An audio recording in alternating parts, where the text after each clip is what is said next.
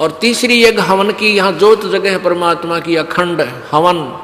हवन पुण्यात्माओं, जैसे अभी तक आपने देखा ये ऋषि लोग गेर का लकड़ क्यों कह के घर तक जा था, राजाओं ने पटा लिया करते, धनिया ने उन्हें कह देते अच्छा हवन करो, वहाँ गेर के 2-3 धड़ी लकड़ी और ठोके जा दे लोटे भर घी के स्वाहा स्वाहो पाटो पकड़े। अब उसमें क्या था दोस्त, वो अच्छी बात है हवन करना, लेकिन वो तरीका प्रॉपर नहीं। न्यू कारण आंधा न्योतर 2 बुलावे, अगर आंधे का निमंत्रण दोगे 2 आवेंगे एक की बजाय। तो कहने का भाव ये था कि वो ऋषि लोगों को हम क्यों बुलाया करते, क्योंकि हम अनपढ़ थे, उन्होंने अपना फायदा उठाया कि केवल एक ब्राह्मण ही पढ़ने का अधिकारी है, तुम अपना धंधा पीटो जिसका जिसा काम है। परमात्मा ने ये कहा कि देखो भगवान की भक्ति प्रत्येक व्यक्ति कर सकता है और प्रत्येक ही शिक्षित होना चाहिए, ये गलत कर रखा था इन्होंने। तो अब आप सारे शिक्षित हो गए। अब मालिक ने जो खेल खेला है, ये समय इंतजार किया है कि अब अपनी प्यारी आत्माओं को अपनी महिमा में अब बताऊंगा और सारे सबका समझ में आवेगी। अब आप सभी शिक्षित हो गए और सभी को मंत्र ये परमात्मा की वाणी याद होगी। छोटे छोटे बच्चा के पूरी आरती याद हो रही है भगवान की वाणी की। अब एक रुई, 1.5 ग्राम 2 ग्राम रुई लगेगी, एक जोत बना दे,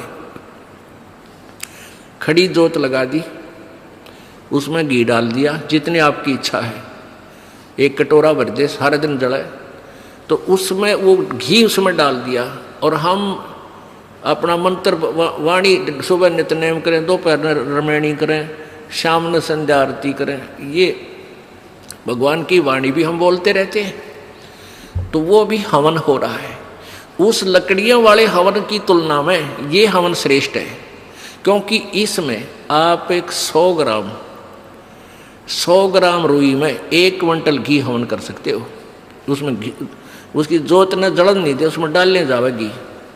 100 ग्राम जोत में 1 क्विंटल घी हवन कर सकते हो आप। और लकड़ियाँ में 1 क्विंटल घी हवन करने के लिए कम से कम भी 20 किलो तक कम से कम लकड़ी जला देते हो। तो उन लकड़ियों के जलने से कार्बन डाइऑक्साइड अधिक होती है। उस 2 धड़ी यानी 20 किलो लकड़ी समाप्त की जलने की तुलना में एक 100 ग्राम रुई की का प्रदूषण उससे कई हजार गुना कम होगा। तो हमने ये अपनाना है। तो हम अपना हवन डेली करें हैं। अब क्या करा करते, कोई मृत्यु होगी, बुलाओ गुरुजी ने और हमारा हवन करियो 2 दिन 4 दिन। वो 2 दिन के हवन में किला टूट गया। रोज करो हवन अपना, एक जोत लगा दे, सुता उठ के हाथ पैर धो ले, नहान का ना फुर्सत मिले, कोई जरूरी ना होती नहाना। इसमें नहाए धोए क्या भ्याज है, मन का मैल ना जाए और मीन सदा जल में रहे, धोए बांस ना जाए। अंदर से अंत तक साफ हो, हाथ पैर जरूर धो ले, क्योंकि धार्मिक वस्तुओं के हाथ लगाने।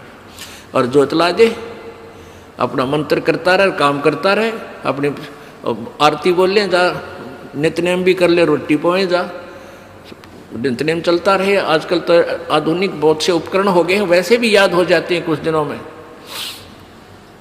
और नहीं बैठ कर अपनी किताब लेकर वह पढ़ ले। अब पर हवन हो गया तो हम अपना काम आप करेंगे। जो बात बनेगी, किसी के बच्चा हो जाता था तो उसने क्या कहा करते, 7 दिन तक तुम, जैसे पहले ज्योति तो सभी जलाते थे, तो क्या कहते थे, 7 दिन ज्योत नहीं जलानी तुमने, 13 दिन। वो तेरा गजब हुई हो, 13 दिन रोटी नहीं खाते या तुम और काम ना करते। और किसी की मृत्यु हो जाती है उसमें भी ऐसे कहा करते थे। जैसे जन्म होने पर तो वो जब तक वो छठ ना होती इतने कहा करते, मृत्यु के बाद कहते हैं 13 दिन तक आपने कोई धार्मिक क्रिया नहीं करनी। तेरा गजब हो। परमात्मा रोटी रोज खा रहे हो, किसी दिन भी ना छूटती, ठीक है। कोई प्रिय की मृत्यु हो जाती है, रो पीट के दोपहर तक ना खाओगा, शाम में खानी पड़ेगी, रो पीट के रोटी खानी पड़ेगी। तो ऐसे ही भक्ति परमात्मा का हवन ज्योति डेली आरती रोज करनी है, चाहे दुख हो चाहे सुख हो। ये परित्याग नहीं करना, ये भूल है हमारे। अब जो प्रसंग चल रहा है वही आते हैं फिर।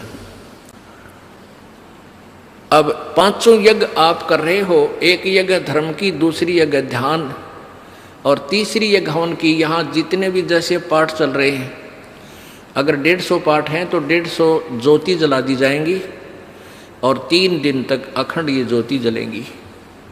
हवन हो रहा है।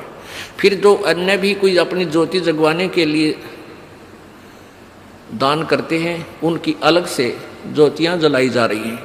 वो दिन रात पूरे महीने चलती हैं, पूरे वर्ष चलती हैं। तो ये एक तीसरी यज्ञ हवन की, चौथी यज्ञ प्रणाम और 5वीं यज्ञ ये तत्व ज्ञान की। इन 5 यज्ञों और ओम नाम के मंत्र की कमाई को हम इस ज्योति निरंजन के पास छोड़ देंगे। हम क्या करते रहे, हम पहले ओम नाम का जाप करते, ये 5 यज्ञ करते, उसका फल हम स्वर्ग, महास्वर्ग, ब्रह्मलोक में जाकर नष्ट कर देते ये पुण्य। फिर पाप के लिए नरक में जाते, फिर 84 लाख योनियों में धक्के खाते। अब परमात्मा से हम की वाणी से हमें ज्ञान हो गया कि इस कमाई को हम वेस्ट नहीं करेंगे। हम यहाँ कोई मंत्री बनेंगे, ना हमने मुख्यमंत्री बन की आवश्यकता, ना प्रधानमंत्री, ना इंद्र की पदवी हमें नहीं चाहिए। इंद्र दा राज काग दा बिष्टा, इंद्र स्वर्ग का राज भी हमारे लिए काग की बीट तुल हो जाना चाहिए। यदि आप सतलोक जाना चाहते हो और तुम्हारे सरपंच की पीपी इधर बैठो है तेरा, फिर किसे भगत तुम? हमने नहीं यहाँ का कोई भी सुख चाहिए। यदि तुमने सतलोक जाना, यही धक्के खाने हैं, तो ठीक है, आप पुण्य कर रहे हो, इसके प्रतिफल में चाहे पूरी पृथ्वी के राजा भी बन सकते हो और फिर गधा राजा भी बन सकते हो। तुरंत ये पहले सोच लेना। राजा कहते हैं कबीर, हरि के नाम बिना ये राजा रसब हो। बड़े गधे ने रसब बोले। हमने यहां से पीछा छुटवाना पुण्यात्माओं, इस बात को कति अपने पल्ला गांठ लगा लो, यानी दृढ़ निश्चय कर लो, दृढ़ संकल्प कर लो कि ये भगवान फिर बोर्ड के इस गंदे लोक में जन्म ना हो। हृदय में एक ऐसा हेट बने और वहां की इसी उमंग बने, सतलोक जाने की। जैसे बालक बच्चे ने कह दे कि तेरे मामा का ब्याह है, माँ कहती है भाई चल वहाँ चलेंगे, तो कई दिन पहले कूदन लग जाया करो बच्चे, मामा का जाऊँगा, मामा का जाऊँगा। तो ऐसे ही हमने सतलोक जाने की उमंग भर जानी चाहिए। अगर आपके हृदय में ये पक्की दस जाती है कि वहाँ सतलोक है, वो सच्चा सुख सतल है, हमारा मूल स्थान वहाँ है, हमारे वहाँ पहले के कुछ साथी भी वहाँ रहे हैं जो हमारे की तरह बेवकूफ ना बने। तो गरीबदास साहिब जी ने कहा है, वाह वाह अमरपुर जाऊंगा, वाह वाह अमरपुर जाऊंगा, सतलोक जाऊंगा, दीन दयाल भक्ति दे मोको, अनहद वाणी गाऊंगा, वाह वाह अमरपुर जाऊंगा, वाह वाह अमरपुर जाऊंगा। यानी ऐसी उमंग हो आपके अंदर। तो ऐसे ये 5 यज्ञ जब होगी तो 5 यज्ञों का प्रतिफल और ओम नाम की जो कमाई है हम यहाँ नहीं लेंगे, कत्ती भी नहीं लेंगे। चाहे हमने आपका तो बेरना पर दास तो थूके भी नहीं आके इस राज और पाठ 21 ब्रह्मांड भी दे तो भी नहीं चाहिए। हमने तो झंझट मिटवाना संग जन्म का। 4 मुक्ति जहाँ चंपी करती माया होरी दासी, और दास गरीब अभय पद पर से वो मिले राम अविनाशी। उस सतलोक में जाने के बाद यहाँ की जो 4 मुक्तियों के सुख, जो अंतिम मुक्तियाँ हैं, और ये मुक्तियाँ चारों नाशवान हैं, ये इनका फल समाप्त होता है। और वहाँ की वो ये सुख जो तुम यहाँ चाहते हो, जो अंत में नष्ट होते हैं, वो कभी नष्ट नहीं होते। वहाँ ये भी सुख मिलेंगे।